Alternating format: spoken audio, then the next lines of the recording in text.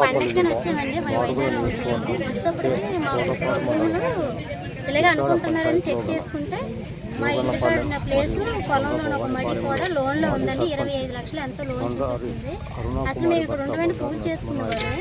అలాగనేసి అతను ఫోన్ చేసి మాగోలే మాజీ సర్పంచ్ మా దగ్గరలే అనేసి ఫోన్ చేసి అడిగితే తిరిగి అతను బెదిరించి మా ఆయన గారిని నువ్వేం చేసుకుంటావు చేసుకోరనేసి కంప్లైంట్ ఇచ్చాడు. బెదిరించి ఎప్పటికప్పుడు ఫోన్ చేసి మమ్మల్ని బెదిరిస్తున్నాడండి. మీరు ఏం చేసుకుంటారో చేసుకోండి, మీకు ఏటవుతుంది, ఉన్న భూములు కూడా నా పేరుని ఎట్టేసుకుంటాను, మీరు మా దగ్గరే కొన్నారు, మీ భూములన్నీ మా పేరుని పెట్టేసుకుంటున్నాను మా మరిది గారిని మా ఆయన గారిని బెదిరిస్తున్నాడండి. బెదిరించి అసలు మమ్మల్ని నైట్ పగల కొనుక్కునే లేదండి. రాత్రి 1:12 అవుతుందండి. ఫోన్ చేసాడు 4-5 సార్లు. మేము భయపడి ఫోన్లు ఎత్తలేదు, మాట్లాడలేదండి. ఇలాగ మమ్మల్ని టార్చర్ చేస్తున్నాడండి. నెల రోజులు అవుతుంది, ఒక నిద్ర సుఖం లేదండి. ఎంత దుఃఖ పెడుతున్నాడండి. ఆడవాళ్ళందరికీ ఇదే బాధ అండి. నేను ఒకదాన్ని బయటకు వచ్చి చెప్పగలుగుతాను, అందరూ చెప్పలేకపోతాను. మా ఎండు దయించి మాకు న్యాయం చేయండి, అదొక్కటి చాలండి అండి. మా పిల్లలకి మాకు న్యాయం చేసి పెట్టండి, అదొక్కటేనండి మా అనుకు అంతే మాట్లాడగలిగాను.